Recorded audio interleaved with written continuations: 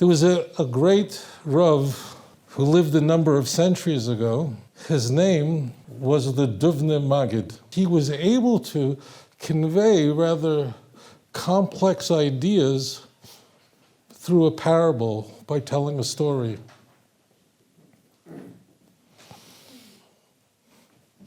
There was a prince, grew up in his father's palace, had anything he wanted. As you can imagine, he was a very privileged young man.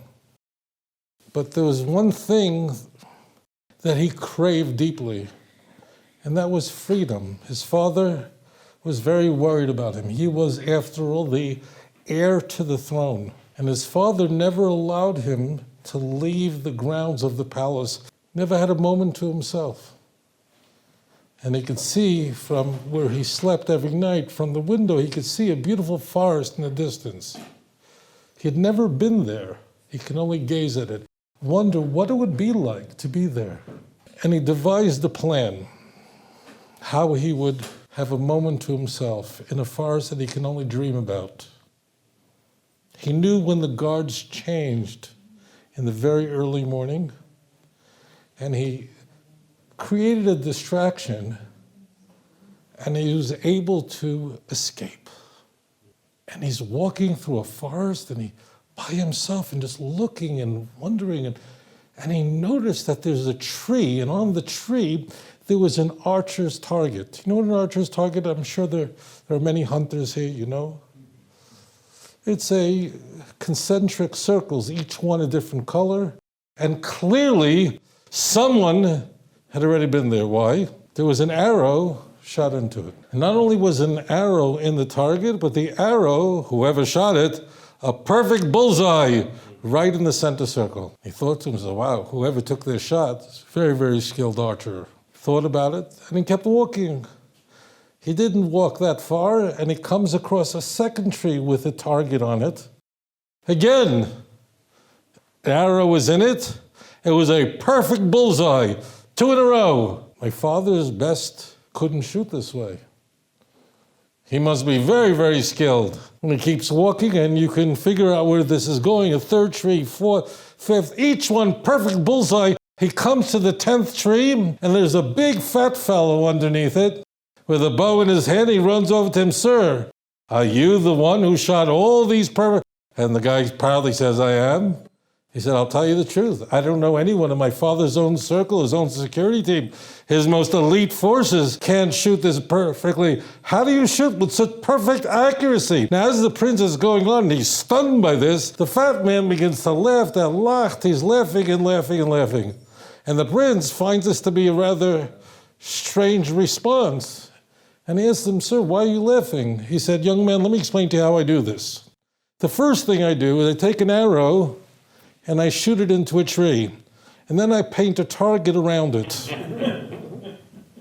Christianity did not begin in a vacuum. Rather, the Christian religion began with the claim that Jesus is the Messiah. The word Messiah is a unique Jewish term, and the idea of a Mashiach is conveyed to us in the Hebrew scriptures. And the church wants you to know that you need to believe in Jesus in order to be saved, and this has to be proclaimed to the world. But in order to convey that Jesus was the Messiah, the church essentially had to do 2 things. Number one, Jesus' life had to be forged, shaped in a way that would somehow fit messianic parameters found in Tanach, in the Hebrew Bible. 2, and most germane to this evening's presentation, the church altered Tanach, the church changed the word of Hashem, the church changed the text of our Bible, not the original Hebrew, no one could touch that. But they changed the text in the translations so that our Tanakh would chas v'chalil appear to be speaking about no one other than Jesus who died for your sins. Now I want to share this with you. We tonight are not going to have enough time to explore every single passage that missionaries employ in order to convince others to believe in Jesus, although there'll be a Q&A session after. And of course, I welcome you to ask about any passage. My goal for this evening's presentation, the second of 3 presentations, is I want to take you by the hand. And I want to explore with you the methodology, the techniques that were used by the church to alter our Holy Scriptures so that it appeared to be speaking about Jesus. And as you know well, I think many of you here know this personally from what you've shared with me, that Christians do not read the Bible in the Hebrew language. Christian children are never taught the Hebrew language.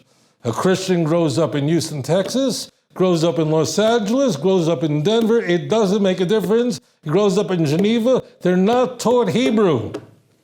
They're taught all other languages, the English, they're taught Latin. I don't know who for Latin. They're teaching Latin. Imagine Latin's really Latin is the official language of the Roman Empire that destroyed the Beis Hamikdash. Could you imagine teaching these young minds the language of Edom, the language of Rome? This they learn. But the language of a Bible they are taught to believe is the Word of God. Christians believe that our Jewish scriptures, our Hebrew Bible, is divinely inspired and heaven-breathed. That's the language of the church. And Hebrew, they don't teach to one child in Kansas City? Not one? Christians can learn Hebrew in their seminaries. Later on, when they go to Dallas Theological Seminary, Fuller Theological Seminary, Houston Baptist, they can go there. They can take courses in Hebrew. They're 20 years old, and they are completely committed, and they are completely invested in Christianity. And at that stage of the game, they're learning Hebrew, just the outlines, how to read it. There are some studious kids, but at that point, they're fully committed to the Christian religion, and then they're looking at the Jewish scriptures through a Christological grid, through a theological filter of the church. It's too late. This is a monumental point in every religious Jewish home. I'm just using the word religious in a meaningful way and as broad as possible. Meaningful way and as broad as possible. I don't mean Hillary Clinton's, I'm spiritual. That I don't know what that means. I'm talking in a meaningful, every Jewish home has if they're religious in some self-identifying way, in a genuine way, they have in their home a Hebrew Torah. Some people may not be well studied in it, but if someone is an observant religious Jew, every Jew has one. Every little child is taught the Hebrew language. As you'll find out this evening, that if the church would simply teach its young men and women, its children, they would have a serious membership problem because they would have access to the original. They wouldn't have to rely on translations. The first and most important technique used by the church to demonstrate to you that Jesus is your promised Jewish Messiah is that a passage, a verse, sometimes a chapter, is ripped out of context. This is called an eisegesis, as opposed to an exegesis. An exegesis means that you're using the surrounding context in order to interpret a passage. And eisegesis is you are utterly ignoring and jettisoning the context, and by doing that, I can convince you that you need to accept Jesus in your life. That technique is always used. Every missionary text is always, without exception, ripped completely out of context. Missionaries, they get these communication cards. They get a card, a fulfillment card. It says, this is what Jesus did, and this is a full an Old Testament verse, and they're supposed to memorize this stuff. You ever stay in a hotel in North America, right? You're in a hotel room, and so I want to tell you a little about the furniture. Next to the bed, there's a little night table, right? So there's a drawer with a handle. You grab it, and you give it a good schlep. And inside the drawer, you can have 2 books. The one on the left is a phone book. But it's that burgundy book on the right, the Holy Bible, placed by the Gideons. That's what we're interested in. It opens up on the opening pages of just quoting verses completely out of context of why you need to accept Jesus and how you can convince your friends and family that they need to as well, fulfilling the Great Commission of Matthew 28. Let me give you an example of this. In the book of Matthew, stop. As it turns out, when we study this Jewish-Christian polemics, the book of Matthew is going to come up more frequently than any other book in the Christian Bible. Is there anyone here that can explain why Matthew will be coming up over and over and over again? Nothing? Nobody went to yeshiva? Nothing? Well, as it turns out, we don't know who Matthew is. We use the word Matthew, but the book was written anonymously. No one knows who wrote it. All we could say about him with certainty, we say a few things about him. We could say about the author of the book of Matthew that he had the book of Mark in front of him because he quotes almost all of it, as does Luke. Whoever wrote this book was a highly literate Christian who lived toward the end of the first century, probably in the 80s. Certainly saw the Churban Bayis, the destruction of the Second Temple. We don't know anything about the name of the author. The manuscripts we have, none of them says, by St. Matthew, sincerely yours, Luke. With best wishes for a happy and healthy new year, John. It doesn't go that way. These are Catholic traditions that developed toward the end of the second century. Irenaeus, who was the church father of Lyon, and others such very important anti-Nicene church fathers would attach these names to these books. The earlier church fathers, Ignatius, for example, early second century, Justin, mid-second century, they would just refer to this as the sayings of the apostles. They had no name was attached to it. And when Matthew is referred to in the book of Matthew, the author doesn't go, and Jesus came to me. That never is first person. We know another thing about the author of what's called the first gospel, although chronologically, this is very important, it wasn't written first. But there's a distinction between Matthew and Luke, written approximately at the same time. Let's just put it at 80. That's very mainstream, roughly 10 years after the book of Mark. Those are the only two sources for an infancy narrative. What Christians are going to be celebrating in a month from now comes only from two books in the Christian Bible. The fact that Jesus was born in Bethlehem to a virgin only comes from Matthew and Luke, but they're different because whereas Luke will have a very elaborate infancy narrative, in fact, Luke's infancy narrative is huge. It's much larger than Matthew's. In fact, it's larger than many books in the Christian Bible, but Matthew undoubtedly was speaking with a Jewish audience in mind. His role was to convey to Jews that they need to accept Jesus as their Messiah. So, you may have the same story both in the book of Luke and Matthew. However, whereas Luke will simply tell you the story, Matthew will go one step further. This is not an arbitrary event that the Messiah was born of a virgin. Oh no! This is a fulfillment of Isaiah 7:14, very famously Matthew 1:23. And as the story goes, Joseph is engaged to Mary. During this time, we are told Mary discovers that she is pregnant. When Joseph discovers this, he is sure that he has absolutely nothing to do with this event. And his first thought is that he has to separate from her. He was a nice man. He wanted to do it privately, but he wanted to divorce her. He has a dream. He is told that, in fact, that what is within the womb of Mary is of the Holy Ghost, and that she was a virgin. He should not leave her, and to fulfill what it says in Isaiah. When the child is born in Bethlehem, Matthew needs a device to get them to Nazareth. Herod the Great discovers that the King of the Jews has been born in Bethlehem, Matthew 2, verse 3, 4, 5, 6. And he wants to essentially kill the child, and we are told, murders every child born in Bethlehem. The family has to flee. They have to get out. They have to leave because Herod is seeking to kill the child, and they go to Egypt. And they remain in Egypt until the death of Herod. Is this an arbitrary event? Absolutely not. Matthew has a message for you. This is not an accident that Jesus and the Holy Family had to go down to Egypt. Egypt, after all, is outside of the jurisdiction of Herod the Great. This is a fulfillment of Jewish prophecy.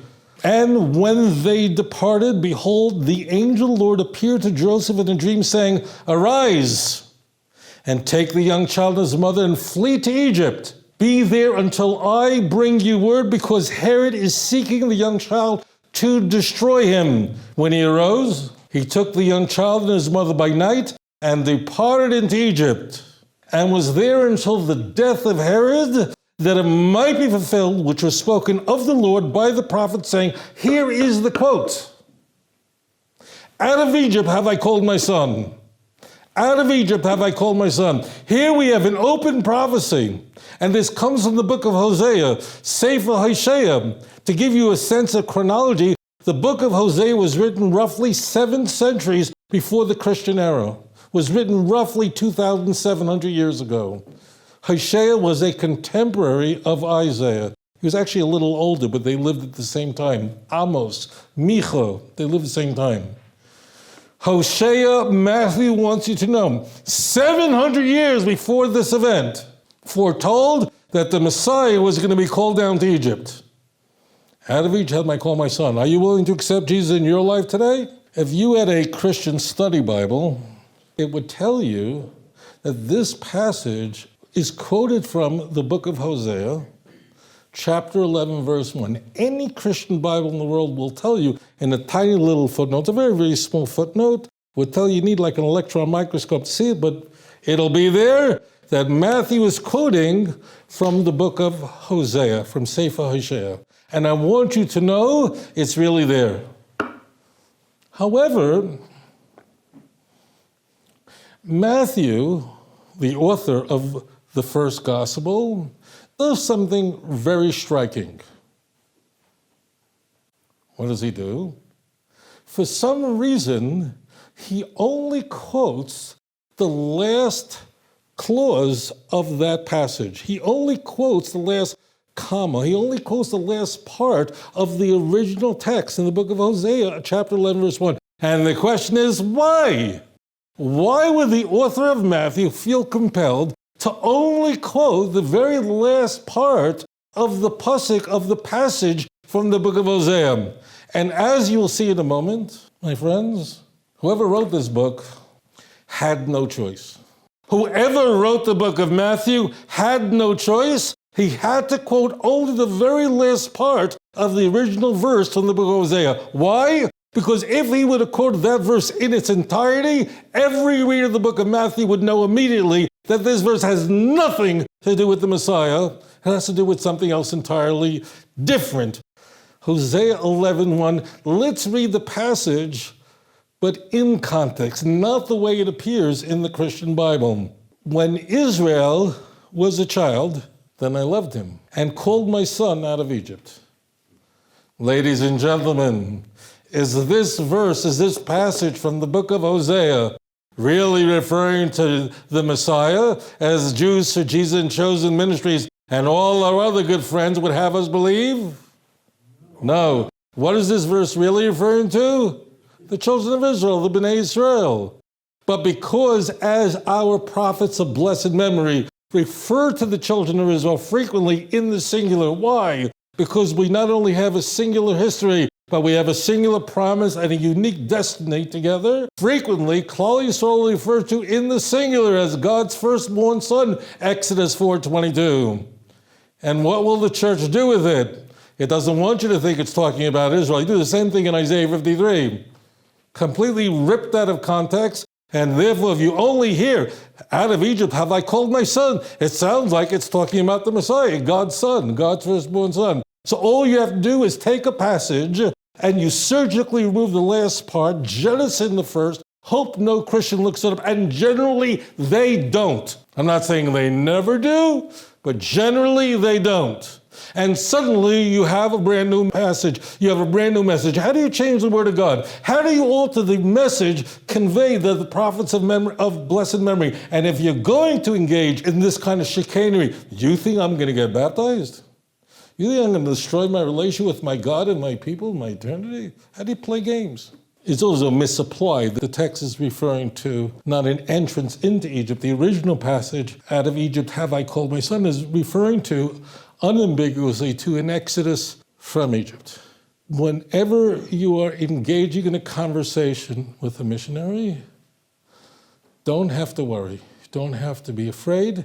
The person you're speaking to almost certainly is a very sincere person. And it's important to very carefully, gently show them Scripture very carefully. When you're telling the truth, you don't have to worry. When you hear a passage you're not familiar with, you don't have to worry. Why?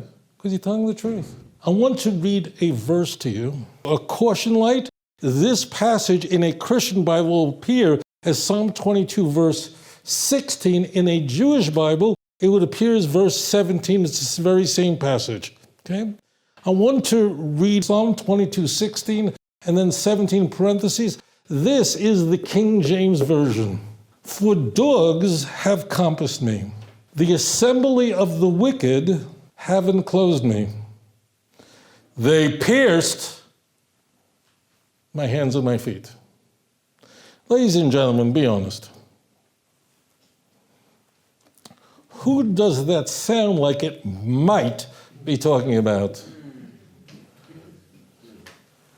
This may be the first time in the history of this shul that a rabbi stood in front of a congregation, asked a question, and the response was Jesus.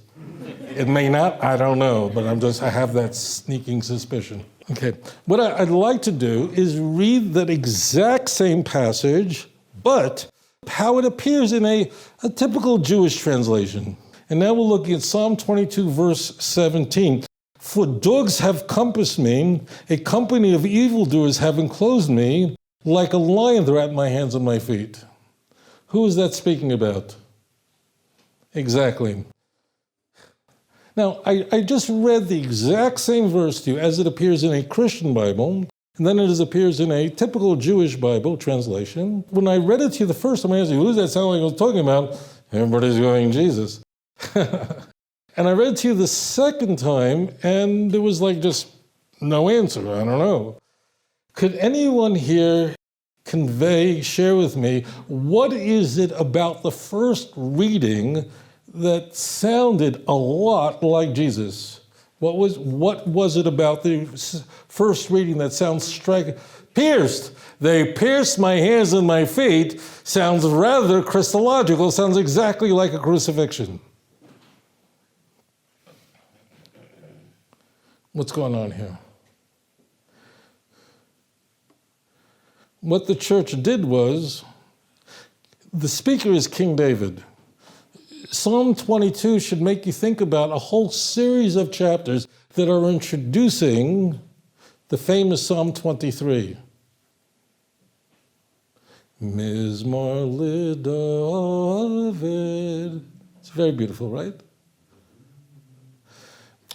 Listen, Kindlech, I want you to listen close. We're going to give Hashem a little kiss. That chapter that's so deeply moving, what is this great man of God conveying? He's saying that even though I have endured tremendous pain and difficulty, I walk in a place that's so dark, like a valley of death. Whether it is your staff or your rod, meaning staff, what holds you up, or rod, which hits you, I know it all comforts me. King David suffered a lot of sorrows, a lot of pain in his life. If you think you have problems, David suffered from tremendous betrayal in his life. Imagine having a son who wanted to kill him. Imagine your own child is your implacable enemy who wants to kill you. That is unimaginable.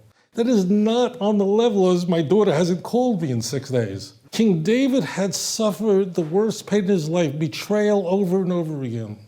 The chapters that introduce Psalm 23 convey the pain and anguish that King David endured during his life. Nevertheless, he relied on HaKadosh Baruch Hu. Throughout this chapter, King David is using metaphors to describe his enemies that are around him at all times. Does anyone see the word that has been completely mistranslated in order to make that passage appear Christological. What word is that? Khari. And what does Khari mean? Like a lion. Ari is a lion. Khari, the prefix, is like a lion. So what you have is you have your big screen, Microsoft Word, whatever. You take your trackball, you select in the words like a lion.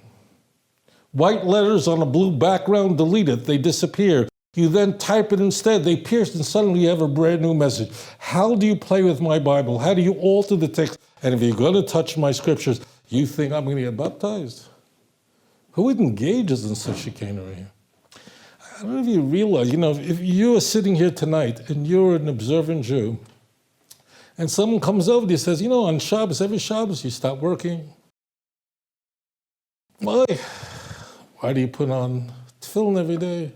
I see, you don't eat anywhere you want. You eat only something that's from a clean animal. Why?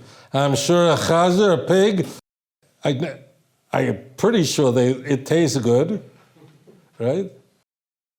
I'm sure they tell me.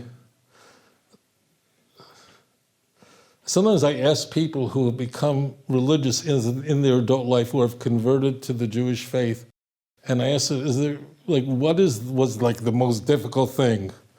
They go, lobster. Lobster is the biggest, this was the biggest thing in the world. Oh, the shrimp, you don't know. I look, really? Because a lobster to me looks like a big cockroach. And they say, oh, Rabbi, you don't understand what lobster is. We go into a lobster place, and they put on special pajamas to eat it, with a picture of what you could eat on the bib, right? And they stick it in butter and schmutter, and they're like this. And I'm like, ugh, this is such a gross thing. You ever walk through, I don't know if they have a ShopRite, Kroger's, in America, I don't know if the Pathmark, whatever they used to have, so sometimes you pass by a tank that had lobsters in it. And they had like rubber bands on their hands, right? And you're going, guys, this is your time to run. Just get out.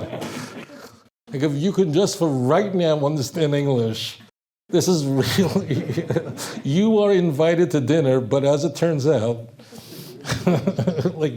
just go, get out. But it's really, right? But if somebody asks you, why do you do that? Why do you refrain from it? It really looks eclectic to me. If someone's here who's lived ate the kosher life all life, people are, oh yeah, brach, they're eating that, right? I'm sure it tastes good. But I ask you, how come you don't eat such abominations? So you would say, well, you open up Leviticus chapter 11, for example, and see openly what marine life is mutter to eat and what you can't eat.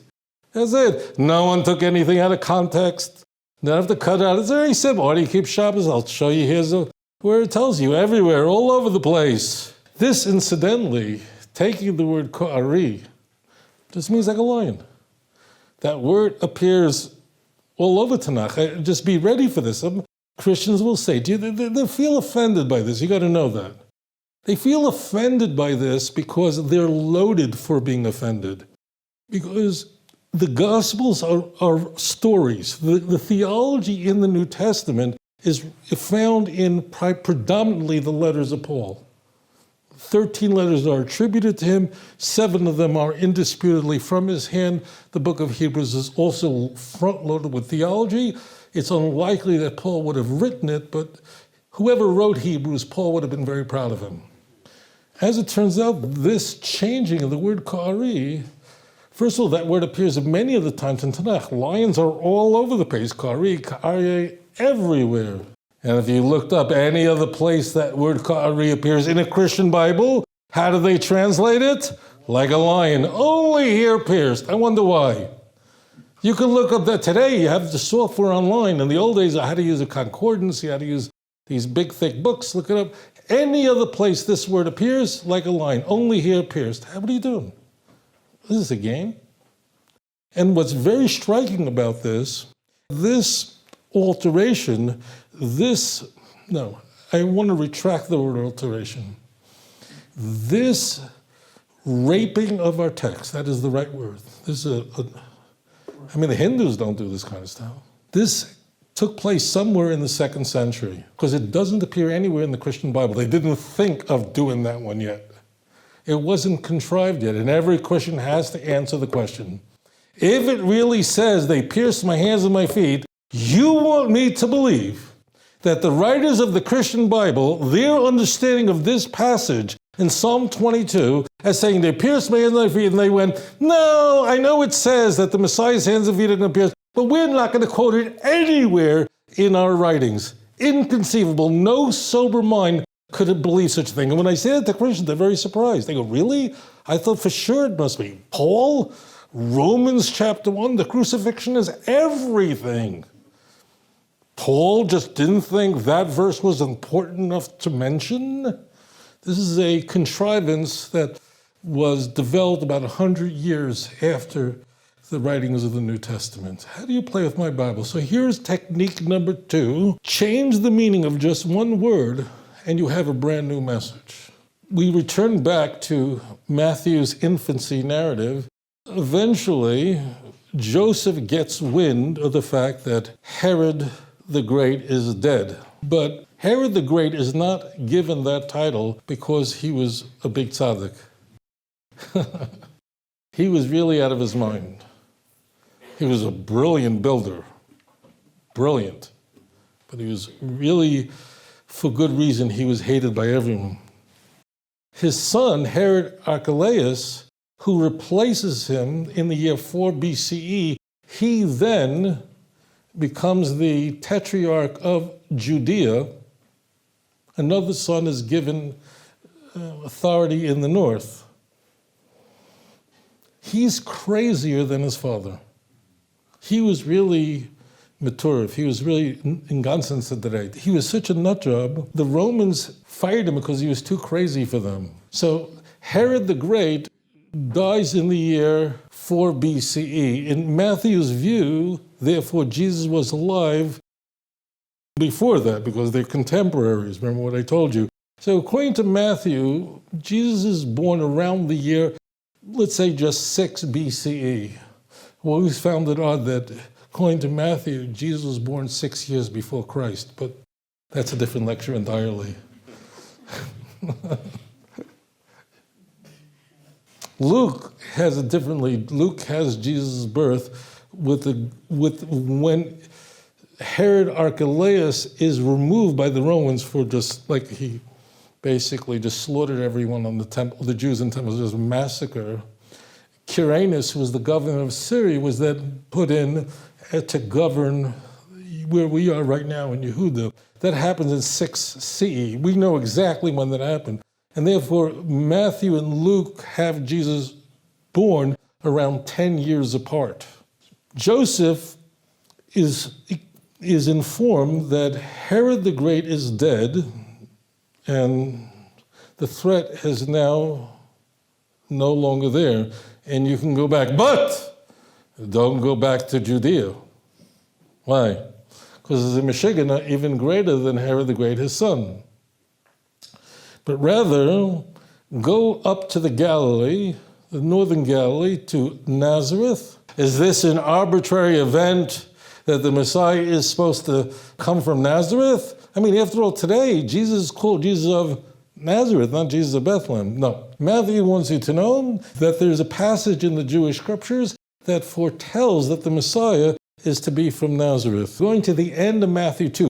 And he came and dwelt in the city called Nazareth, that it might be fulfilled, which is spoken by the prophets. Here's the quote, he shall be called a Nazarene. He shall be called a Nazarene. Some of you studying Tanach, and I'm very proud of you. We talked about it last week. Does anyone know where this comes from? Which, if you don't know, it's not a big deal. Do you know where? Anybody know which sefer in Tanach? You don't? Neish, they don't learn any? They learn a little bit? Nobody? Which one? Shimshon. No, Shimshon is a Nazarite. But how do you say Nazareth in Hebrew? Nazareth, right? So it's when you anglicize them, they sound strikingly similar, but in Hebrew they're very different. It's a very interesting guess, but you're actually close in a way. Anybody else has a? Which you don't know, it's not a big deal. Which book in Tanakh? And who said Yeshayahu? You said Yeshayahu? No. This, my friends, is technique number 3. There is no such verse. There's nothing wrong with you. This verse doesn't exist. Technique number 3 is if you don't have a verse, simply invent one. In fact, the city of Nazareth is never mentioned in Tanach. The city of Nazareth is never mentioned in the Talmud anywhere, never mentioned by Josephus. It's really a backwater town. It exists. It did exist. We've done the archaeology, and not me personally, but I had friends who helped me. Kidding. The archaeology was done. We found it. It really was, when we say a one-horse town, it really was. Now, some Christians will say, yes, it's, the Messiah is called the branch, and that's Netzer, and that's what it is there. Technique number 3. If you don't have a verse, you simply invent one. How do you change the word of God? I remember speaking in Fairfax, Virginia. I was speaking to young folks. A lot of people work for the federal government in Washington, but then they don't want to live there. Met a fellow there who's employed by the federal government. He works for the Secret Service of the United States, a Jewish guy. Belongs to a conservative congregation in Fairfax. He doesn't protect the president or his family, and that's what we often think of when we think of the Secret Service. His job is to protect the currency of the United States, which is essentially the world standard. No matter who you are, when Saddam Hussein was on the run, he didn't bring Indonesian rupiah with him. It was dollars he was running with. The dollar is the world standard. And therefore, the job of the Secret Service, that mandate to protect the American currency, is very, very serious. He trains new recruits, some of the brightest young men and women, how to easily detect a counterfeit bill. I said to him, you must have there, wherever it is, it's secret, but you must have a big collection of counterfeit currency that had been confiscated over the years. And the way you train your agents is you show them all the different counterfeit currency and show them how it, and then they're able to, he said to me, Rabbi, that's not how we do it here. The way we train our agents how to detect counterfeit currency is we show them and have them touch real money. American currency, I didn't know this, is printed on a paper or printed on a material. There is no other paper like it in the world, and the United States government makes sure of that. There are complex fine line engravings of the bill I didn't know was there. There are fibers, blue, red, in the paper, schmutz, and who knew? In the paper, there are shifting watermarks. You hold to a different angle and the colors change. The agents learn what real money feels like, what it looks like. Why? Because you take an agent with that kind of training and you dare put a counterfeit in their hands, they'll know it immediately. My holy brothers and sisters, what am I saying to you? What's the message? Am I suggesting to you that immediately, in order to protect your children and those that you love against missionaries who are seeking to convert them, maybe we should all start training? They should know the New Testament by heart. They should know all the letters of Paul Baal Peh. You're wasting your time. Listen up. Teach them the real thing. This. If they know what the real thing looks like, they understand the message of Tanach, no missionary will be able to rob them of a relationship with HaKadosh Baruch Hu. Thank you for joining me tonight. Adon olam asher malach b'terem kol